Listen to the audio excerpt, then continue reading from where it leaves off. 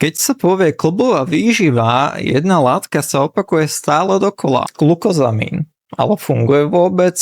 Glukozamín je látka, ktorá sa prirodzene nachádza v našom tele a je stavebnou súčasťou molekúl, ktoré tvoria štruktúru chrupavky. Práve preto sa už roky skúma hlavne v skúsenosti s osteoartrózou a problémami s klbami. A teraz dôležitá vec.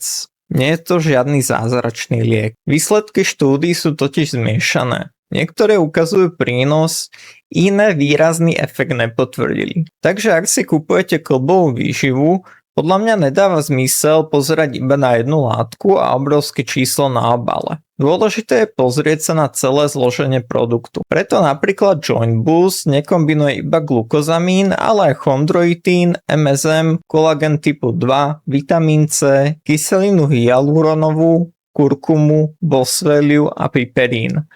Ak chcete vedieť, čo jednotlivé látky v klbovej výžive vlastne znamenajú, pozrite si najsilnejšia klbová výživa.sk. Klbová výživa bez marketingových rozprávok.